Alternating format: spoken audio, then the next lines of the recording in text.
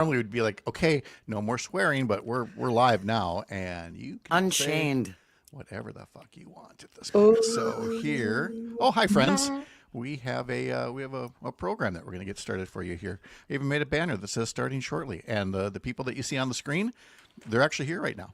I could just leave the screen up and we could pretend it's radio, but no, we're going to do this upright. So it's that TV training, you know. So here's that, and here's that. And here comes the Jaggernauts.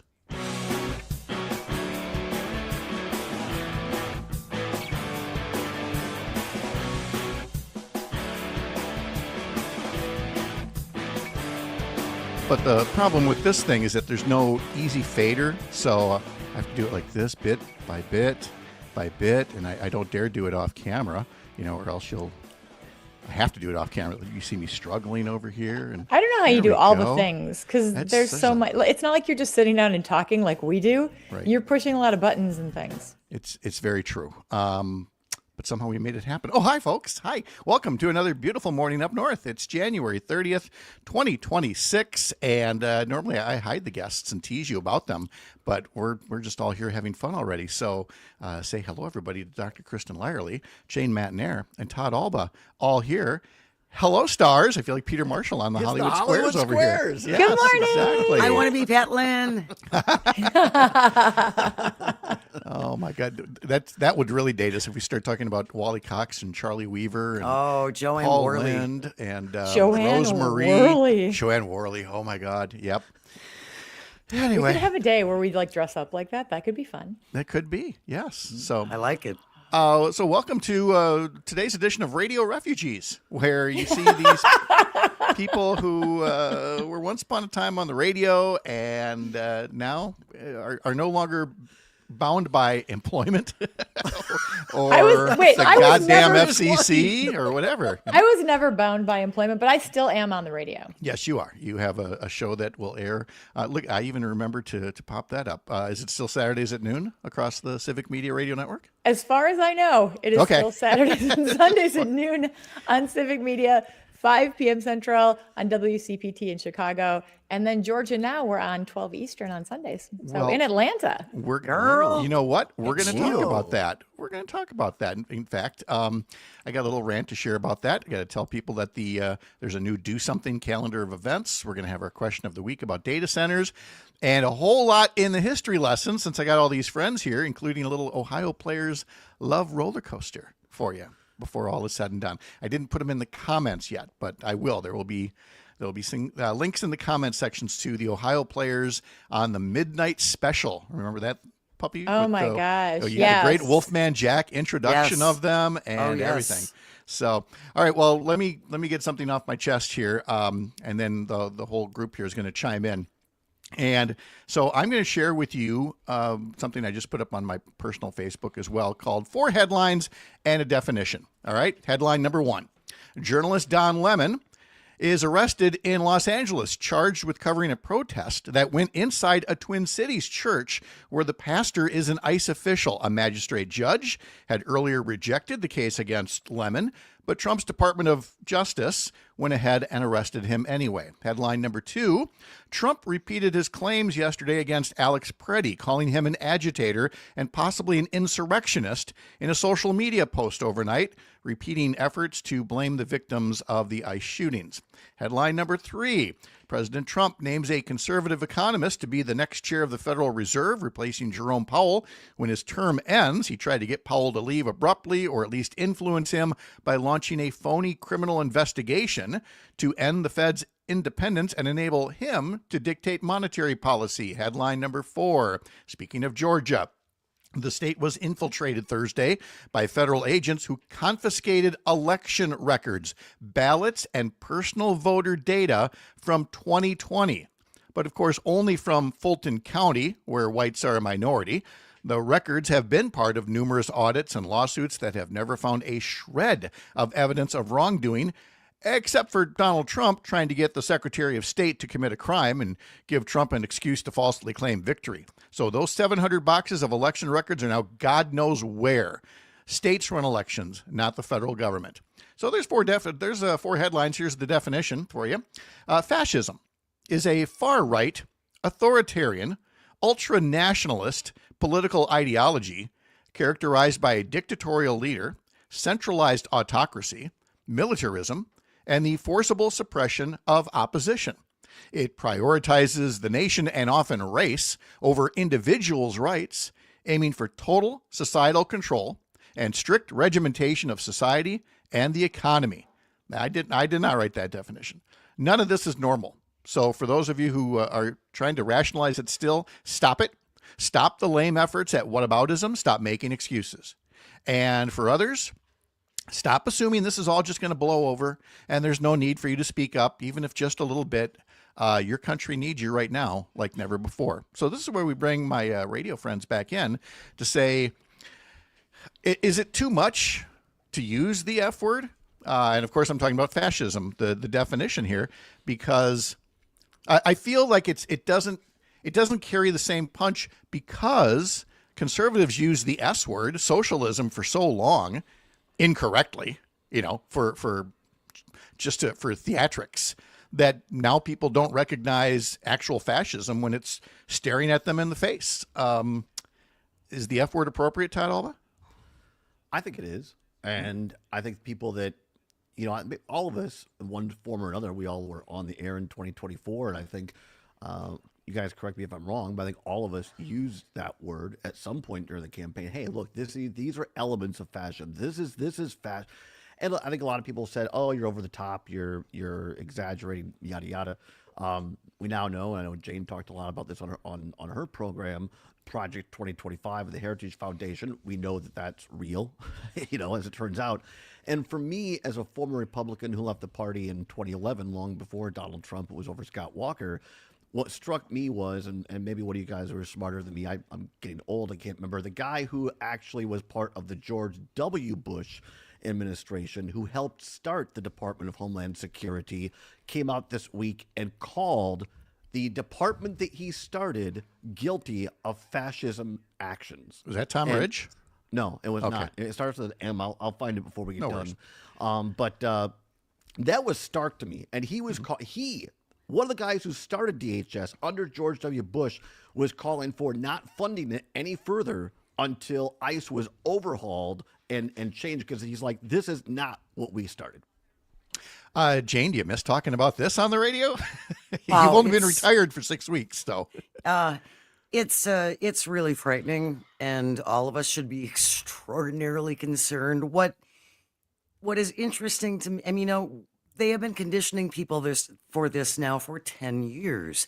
This is the Roy Cohn playbook of deny, deny, deny, double down, and accuse the other side of exactly what you're doing. And they have been telling people for a decade now to not believe your eyes, believe what we tell you. When we first started talking about 2025, and we'd been talking about it for months, we had a listener who said, well, none of my friends know anything about it, so obviously it does not exist. Right. And those kinds of echo chambers still exist. I found out about it the other day. I made a mistake. I left a comment on somebody's Twitter feed, and I just said, within hours of the Preddy shooting, Stephen Miller called him a would-be assassin. Kristi Noem said he was violently brandishing a weapon. And I said to this person, do you expect this administration to conduct an honest investigation, really? And the guy came back with, that's not true. That's a lie. I said, so they didn't say that? That's not true. You're a liar. Mm-hmm. I didn't say that. But so this is the kind of illogic that is moving us, sweeping us forward, and I don't think anyone should be surprised.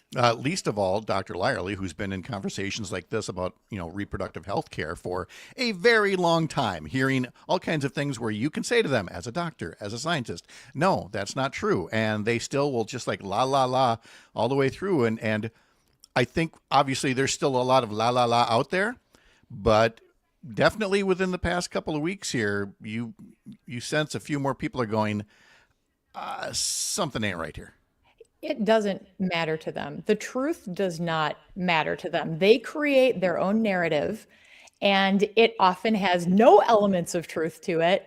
And then they get people who actually care about truth to worry and suck us into it. And then we start explaining and trying to pull people on board when in reality, that's what they want, because then we fall into their trap.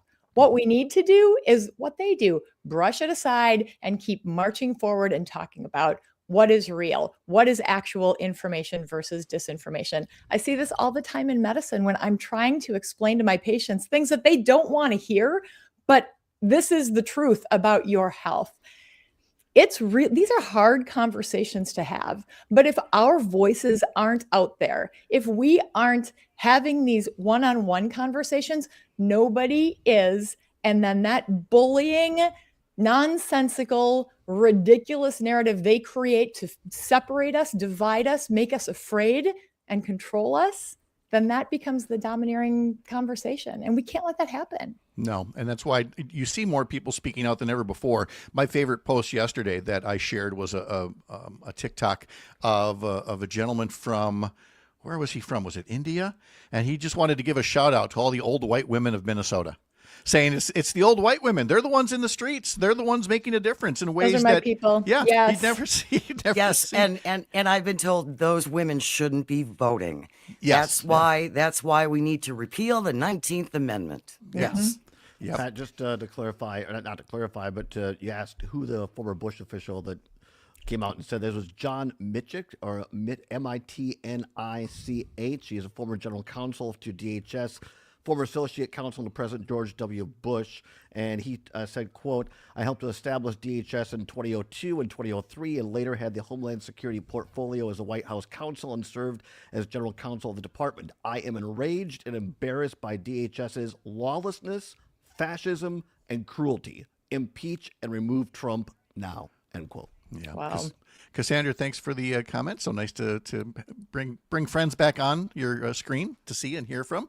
From Walt, reporting the facts is important, but people need to be educated in how to counter these actions. I get that, and I'm not disputing it. The point that I was making is, even if you don't feel like you've got to counter it necessarily, what we all got to stop doing. Well, what some people got to stop doing is going, "Yeah, I know. Am I right? It's rough out there, huh?" I think about Wonder Woman. Like, you can't, if you're explaining, you're losing. So I think about Wonder Woman and her bracelets. Do you remember Wonder Woman's bracelets? And all of these bullying statements are coming at us, and we know they're not true. So you have to be like, pew, pew, pew, pew. So just put that in your head. You don't have to answer their question just because you put it out there. Just be like, no, this is what I'm saying. And the thing is, what they'll do is go, well, prove it. And, we're not. You prove it. All of us don't have all the facts, in front of us. And so just because you can't spew something out doesn't mean that they're right. Is to say, no, look, I can send you notes later, but you can't be talking out your ass like that. Is what we need to be saying to more folks, or at least applaud them when they do, say something even as simple as, "This ain't right. I voted for Trump to work on affordability, and he's doing everything but," or "I voted for Trump because I thought he was going to finally get to the bottom of the Epstein files." Yeah, sure.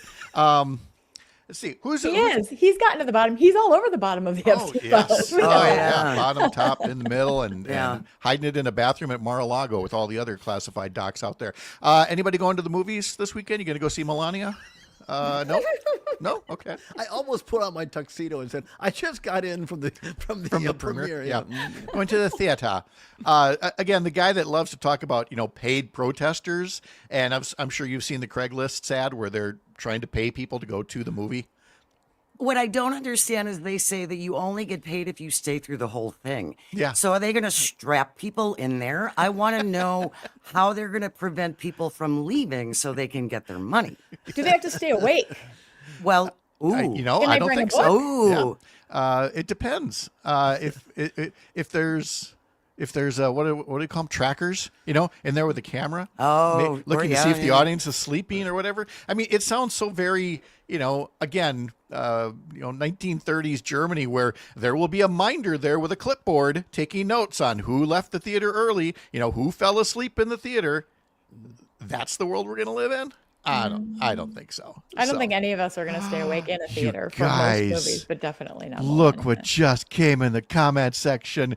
Good morning from Tigerton. Rob is here. Good morning, Rob. Hi, Rob. Hey, Rob. I have been going to knee rehabilitation for the last month. I have arthritis in my right knee. I could be a candidate for knee replacement. Well, we know somebody that can take care of that. How you I doing? can't take care of it, but I can offer some advice. Yeah, advice and encouragement. So, yes. She knows people who know knees. Yes, that's very true.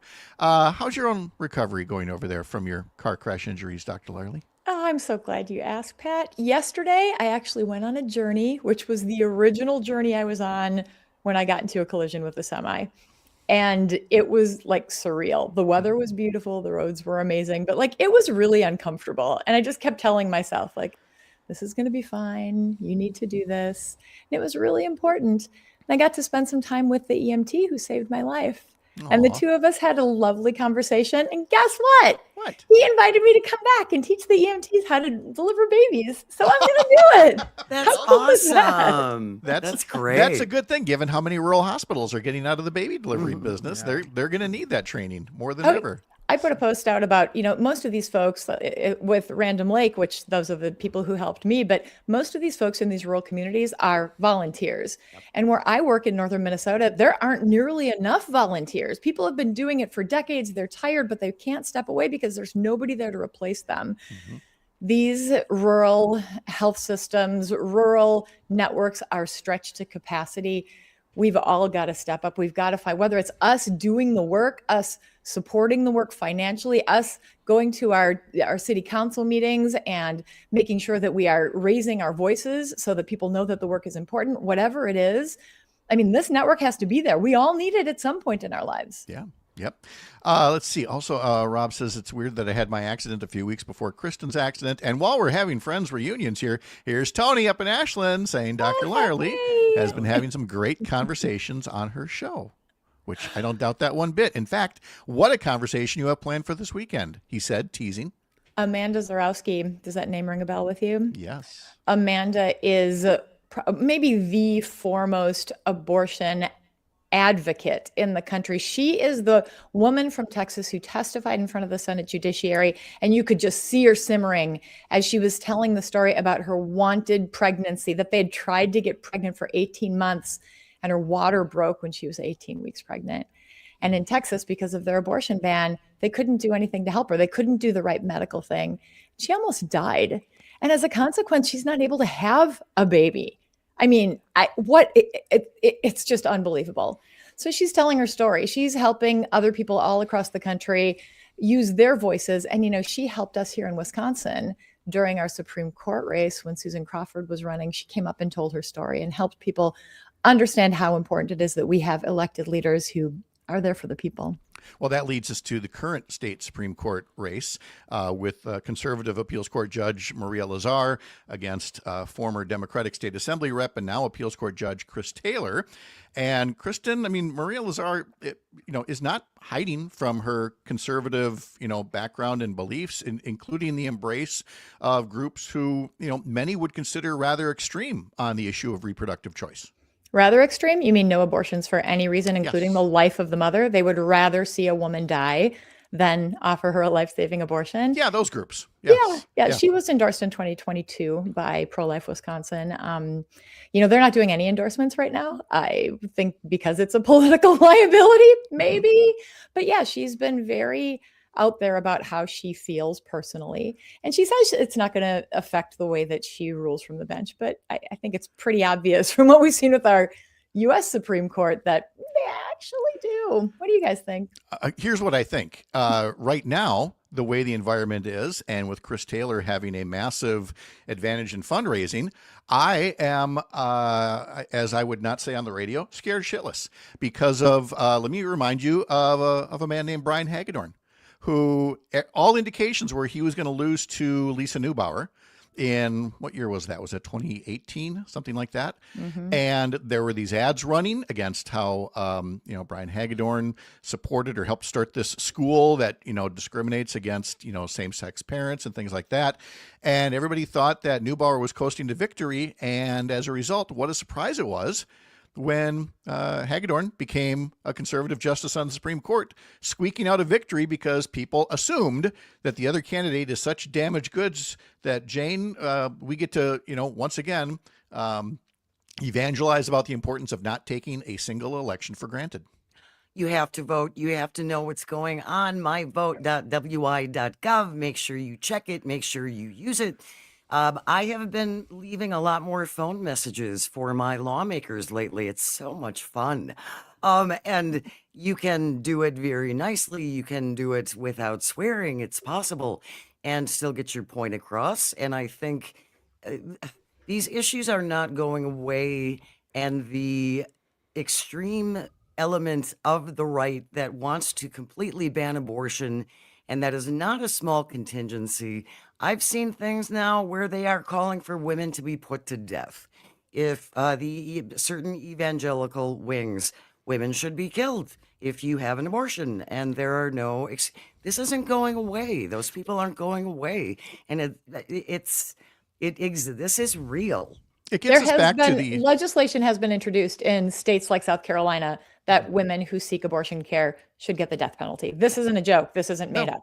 No. And what you see related to the Don Lemon arrest was that he was inside a church, and they're making this big thing about, houses of worship cannot be intruded upon. There's going to be a constitutional amendment in Wisconsin in November about, not being able to shut down churches during a pandemic. So they get to be the next hotspots for the next pandemic.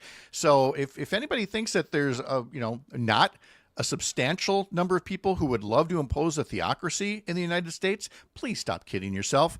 Todd, you get Tony's question. Are there more reasonable conservative candidates not running for state Supreme Court this cycle because of the environment? And I would posit in a way that says there are not reasonable conservative candidates in any way, shape, or form like there used to be back in our day, Todd. Yeah, I'd concur with that. And that's largely a part of why I left the Republican Party back in 2011. But I think there are probably people out there that call themselves conservatives, but they're just unwilling to run anymore because, and we saw this with the gubernatorial primary this week, unless you kiss ass and suck up like Tom Tiffany did, and Josh Schoeman just was unwilling, I guess, to do that enough. There's only one vote in the Republican primaries these days, and that's the vote of Donald Trump. And so unless you are a Trump loyalist, you're just not going to get through the primary of almost anything from state assembly to governor to Supreme Court candidate. So those people aren't running. If I could just add quickly, and I don't want to take anything away from the Supreme Court, it does tie in, but I don't want to take anything away from, first and foremost, the tragedies of the loss of life in Minneapolis are paramount, in my opinion. But I don't think that we should lose sight of, and your listeners, your viewers should not lose sight of, in my opinion, all of what's happening in Minnesota has essentially nothing to do with quote-unquote illegal immigration. Because lost in this discussion is this letter from Pam Bondi to Governor Walz that said, hey, we're willing to be Monty Hall and play Let's Make a Deal, old person reference, if you are willing to go along and give us your voter rolls. And now, and you brought up at the top of the show what's happening in Georgia. Yep. And again, not to take away from the loss of life, but what happened in Georgia is much more disturbing to moving forward because, and let me just plug this real quick. One of the people I always wanted to have on our show and never did, Major Garrett, chief Washington correspondent of CBS News, who CBS is a whole nother kettle of fish, but Major Garrett is a great reporter. He, along with David Becker, wrote this book called The Big Truth, and it is the Bible on the 2020 election. And it absolutely proves beyond a shadow of a doubt the 2020 election was fair, free, and accurate. It was not stolen.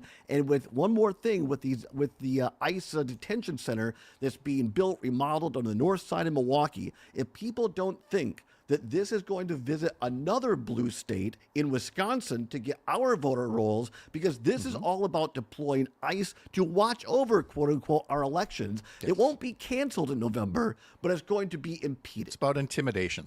And it's also about rewriting history. They've seized these voter rolls now, I think, so they can invent evidence that this was somehow stolen. Yes. The same thing with Don Lemon. They already had a judge, as you said, who refused to charge him. He was released. They're going to go backwards. We're seeing that they're doing it at the Smithsonian. They're doing it all across the country. They are rewriting history in front of our eyes, and this is going to continue. From Cassandra here, a small group of us went to Ron Johnson's office yesterday morning before the funding vote, and it is incredible the level of contempt his staffer held for us. She said, he'll vote for what the people that voted for him want, end quote. Oh. Never mind the other constituents he represents. We cannot stay silent. Ron Johnson voted no. You know why he voted no? The deficit. Of course, the deficit that he cares about. He doesn't care about. He cares about. He doesn't care about. I told Was the he story, getting a cut? just the super quick version, but when he first got elected, Ron Johnson, and I was working at that time for my former boss, Dale Schultz, as state senator. I think Dale might have been majority leader just after, and they were at a Republican Party Lincoln Day dinner in rural Southwest Wisconsin, Hillsboro, and Vernon County, and it was 2008. It was a big drought year. And Dale was trying to say, hey, how can we work our offices to get drought relief for the people out here? Here's what's going on. And Ron Johnson didn't say a thing, and finally he put his fork down, looked at Dale, and he goes, Dale, that has nothing to do with lowering the deficit. I'm laser focused on that. And Dale got in the truck afterwards. He goes, well, I guess I know how his term's going to go. So this guy he's only concerned about the people that vote for him. Yes. And that's what we had actually this morning. I put up a note, a video over at Up North News with State Representative Lee Snodgrass from Appleton, talking about how there are several Democratic-sponsored election bills that aren't even going to get the courtesy of a public hearing. You don't have to vote on them. Right. But, when we were in the legislature, there were plenty of hearings with Republican bills. They weren't going to pass, but you do that courtesy. Republicans have not been doing the same. And the soundbite from Lee Snodgrass says that the committee chair, Dave Maxey from New Berlin, I believe it is, said, well, we're not going to hold any more committee meetings for the Assembly Elections Committee because all of the Republican priorities have already been taken care of. And I mean, so there's no interest in actually governing. It's about ruling. Can I just say something, though? That every one of us has said something that sounds so scary and overwhelming, and like we can't control any of these things that are happening. And I think we've all had those moments where we're like, what are we going to do? But there are things that we can do and must do, because the only way we are going to get through this is by locking arms and marching forward together. You're seeing it happen in Minneapolis. You're seeing it happen with organizations like Democracy Forward, they've taken Donald Trump to court hundreds of times. They've won hundreds of times, but you're not seeing those headlines because every time some big victory happens on our side, Donald Trump comes out with he's going to bomb Iran. He's going to, Venezuela, whatever it is. Things are happening. Do not lose hope. No. Connect with your indivisible chapters. Find your neighbors. Keep yourself healthy and well. We are going to get through this, but we got to make sure that we are whole as we're doing it. A good reminder that we've just put up a new Do Something calendar of events over at upnorthnewswi.com. And, a lot of them are County Democratic Party events, but they have guest speakers. Verona Democrats this Sunday are having, a day of action. On Monday, the Democratic Party Environmental Caucus is having a virtual meet and greet with Sarah Godlewski. On Tuesday, there's a group meeting with Judge Chris Taylor. On Wednesday, Vilas County Democrats are meeting with Lieutenant Governor Sarah Rodriguez and congressional candidate Ginger Murray. Thursday, there's a virtual event called Eyes on Ice, talking about how to safely document and record what ICE agents are doing if they come to your community, on all different levels of participation, either something heavy duty or something fairly light and social.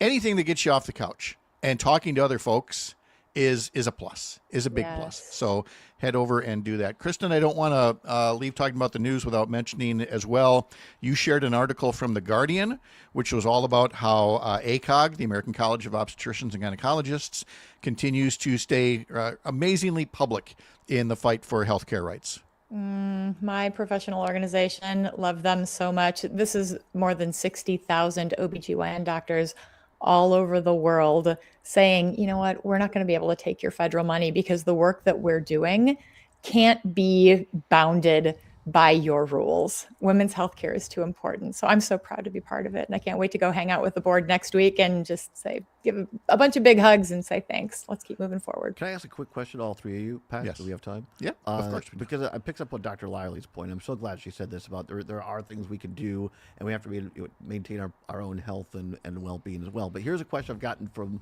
3 people in the last week, some who are not particularly political, particularly from rural parts of Wisconsin. They're looking at this news. They're seeing things with their eyes. They can't. We're being asked to believe things we aren't true. We saw, and what they asked me is, what can we do? Our local Democratic Party really isn't like, okay, they have a forum here, but like, what's the best way for people to get involved in order to disseminate truth? There's no best way. It's the way that's right for you. It could be social media. It could be having coffee with your friends. It could be an indivisible organization. It could be going to your town council or your county board meeting just to hear what the conversations are. I think many people would be surprised to hear what people are talking about. And not everything has to be forward facing. There are people who they don't want to do something publicly, but they are the ones who show up at an event or a county party office or whatever with the pan of brownies or whatever it is that that is in their strong suit. So there are lots of ways to do that. Let's see. I want to pass along. Also volunteer for elections. That's going to be so important. And Wisconsin has the most decentralized election system in the country. We need volunteers everywhere. So if you're concerned about elections, like I am, do the volunteer training, step up, serve in your own community to make sure our elections are free and fair. That's not a partisan issue. That is a human American issue. Yes. Let's see. Cassandra says, how do I share with you info about Forward New London events?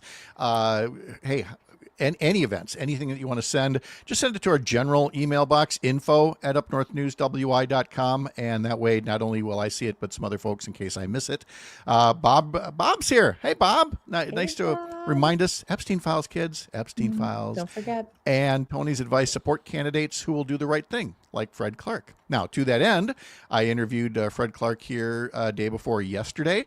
And I've already talked to Ginger Murray, and I've talked to Chris Armstrong, the 3 Democrats running in the 7th District, and I will be putting those together next week so that people can see all 3 Democratic candidates for Congress in the 7th.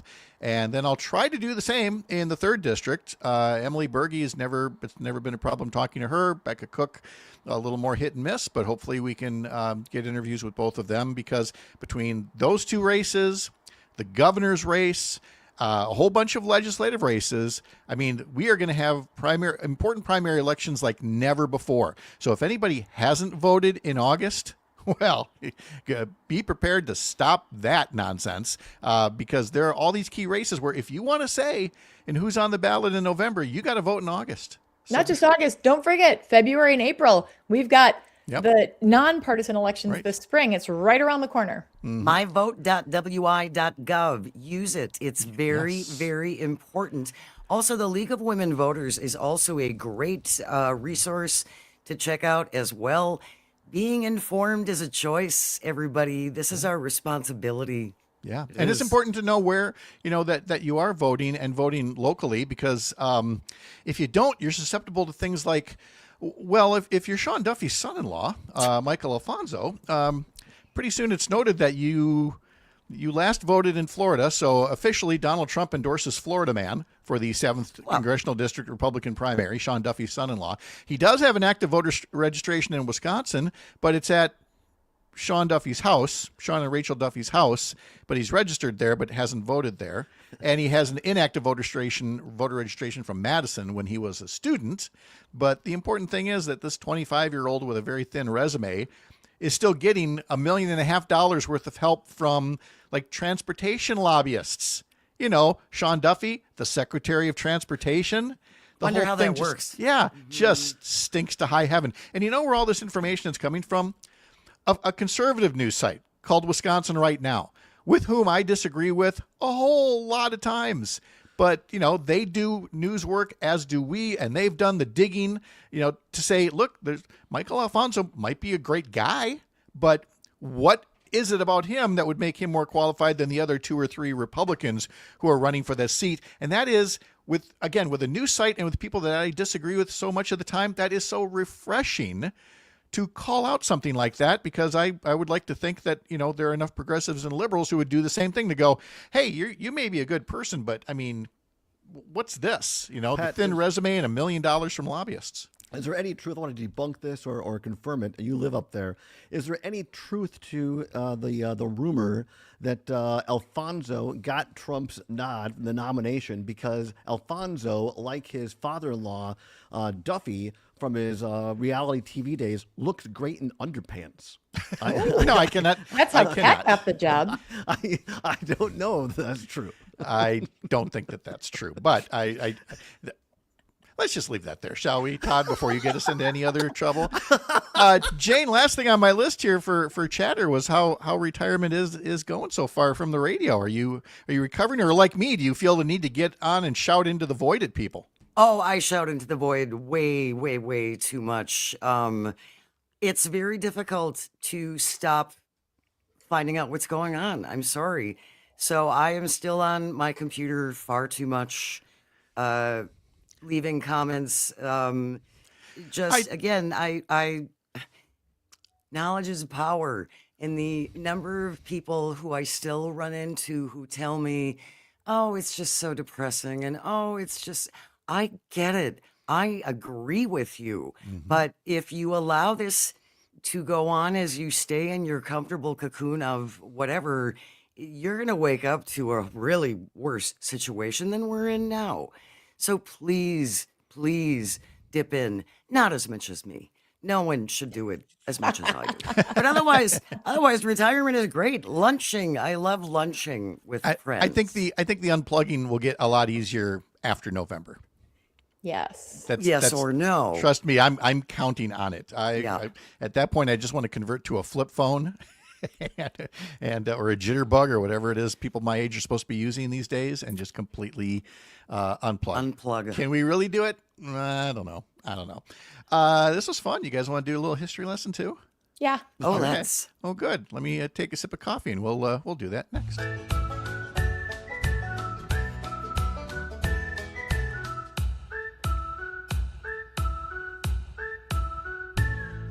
All right, let's see. Like I said, I'll put the links up a little. I'm sorry, we'll start the history lesson right after Dr. Lyerly asks the question. I just wanted to add that it's 276 days until the midterm. Oh, okay. That's how many lunches for you, Jane? That will be here. It'll be here fast. It will. It'll sneak up. It will sneak up before you know it. Yep. Like I said, I'll put links in the comment sections later for some of these birthdays, but Phil Collins is 75 years old today. Maybe I should make this more of a guessing game. So Phil Collins, 75. Do you remember Jody Watley from the 80s? Don't you want me and all that? I'm looking for a new love, baby. That's the one. A new love. Everybody.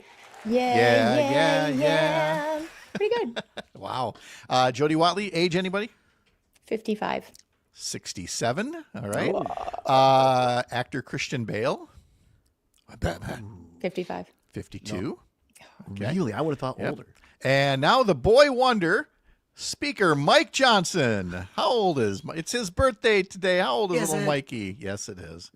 56. 54. He's got that youthful look for that deal with the devil that he made. Yeah. Yes. He's got good hair. We have some celestial birthdays today.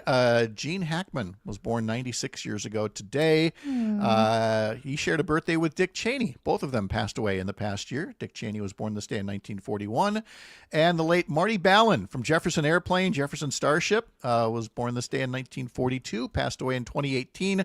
I was mentioning the Midnight Special. I found as well a clip of Jefferson Airplane on the Ed Sullivan Show, doing some kind of a psychedelic tune that I'd never heard of before.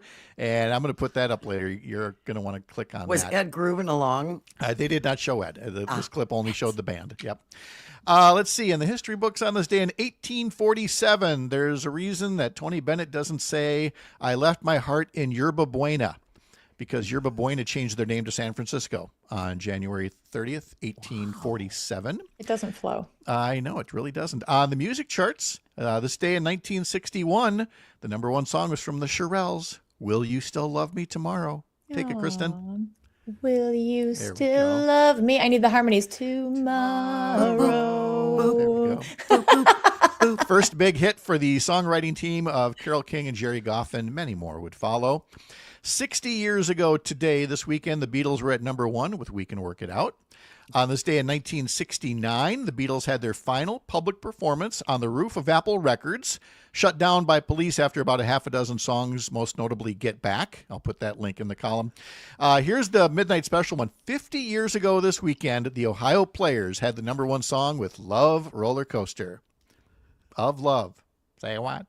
On this day in 1986, 40 years ago this weekend, the song by Dionne Warwick, Elton John, Stevie Wonder, and Gladys Knight, That's What Friends Are For, was entering its 3rd week of a 4-week run as the number 1 song in the country. I thought it appropriate to end the history lesson there. Thank you, friends.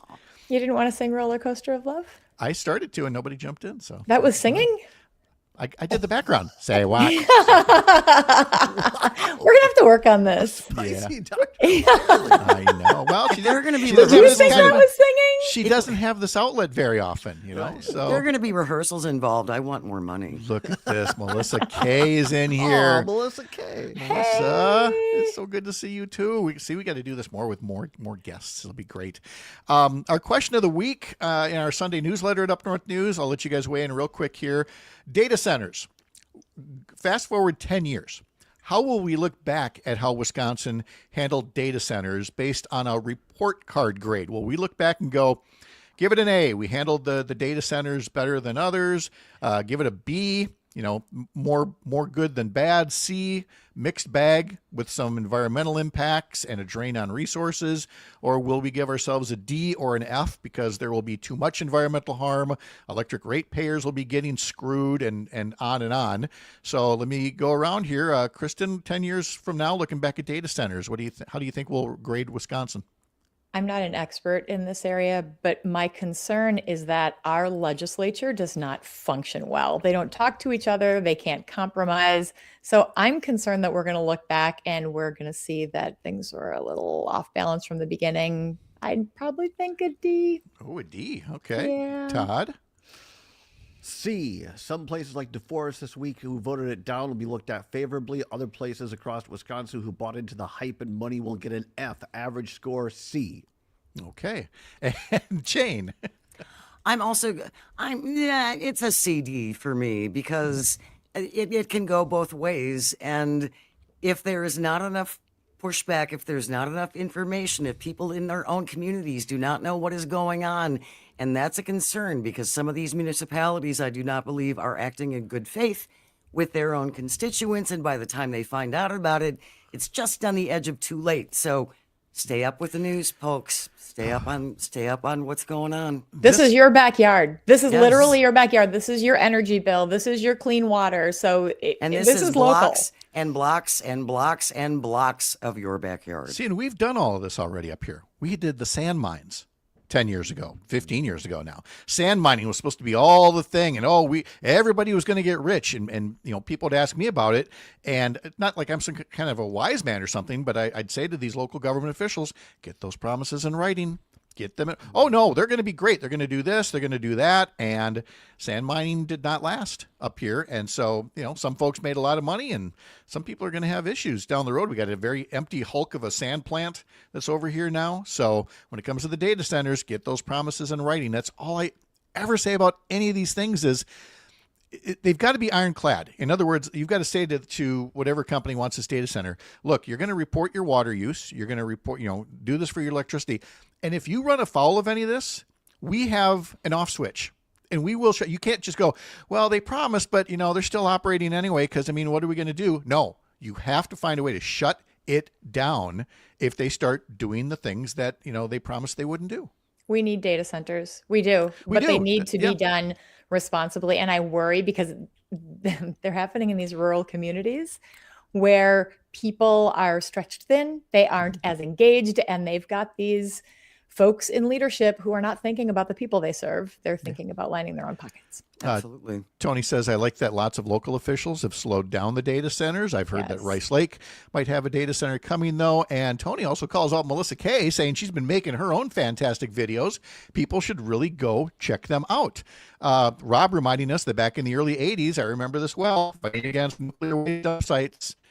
That was, we talked about like the big one at Yucca Mountain in Nevada, but before that, there are all these little battles about where will nuclear power plants store their waste. So yeah, Rob, good memory. We have all of that going on. And Chris Hambuck Boyle's there as well, telling us we all rock, which is my prod to tell you that Chris will be here next Wednesday, along with Heather Dubois-Bournon and Chris Thiel, and we will be talking about public education. This is school choice week, across the country this week, where you have the choice to have 2 school systems in the state that you're paying for, one of which is costing us nearly $1 billion a year. So we're going to talk about that next Wednesday. Kristin, are you going to be around next Friday? I'm not. I'm going to be in Washington, D.C. with ACOG. Oh, good. Okay. Well, I'm sure I can find somebody. Todd? Anyway, it's always going to the bottom of the list. And gave us in the True McLaughlin form, what's the correct answer to the question, Pat? I was going to do that, and I didn't know if the McLaughlin thing would be lost on too many people. It's my favorite thing. Yep, wrong. The answer is B. Thanks to all of these local officials, we will have a mixed bag, but more good than bad. There you go. That's what I was looking for. And Cassandra gives a good use of emojis on the whole school quote-unquote choice thing. And still looking for a guest for Monday as well. But I've been really good about doing these Monday, Wednesday, and Friday at 9 a.m. And the fact that I could get all of these awesome people in here together at the same time, yay me. This is so fun. I know. And we didn't have to pause for commercials. Turns out my schedule's pretty free these days. Good, you have time for lunch. You got time for lunch. Wait, me too, because I'm hopping around on one foot. Let's go. Let's all lunch. Yeah. Oh, all right. See, and think of all the times we promised on the radio show, we're going to get together. We're going to do this remote thing. We're going to do it. Well, now we have a little extra time. So Bus. We need a bus. Maybe we Let's do paint that. it green. Oh, the little Wellstone bus like that? Yeah, it's time to bring that back, don't you think? I think so. I think that works for me. All right. You guys are awesome. Thank you very much. This is fun. Thank you, Pat. Thank you, Pat. Take care, everybody. Kristin, I'm sure we will do it again, but boy, to get it done this first time, they say you never forget your first time. It's adorable. Love you. Time for me to go to my day job. Format. I know. I wanted to get you all just to holler the F word at once just because we're not on the radio, but old habits die hard. So warm up to that. You gotta build up to that. We'll get you. All right. Have a good weekend, everybody. We'll see you.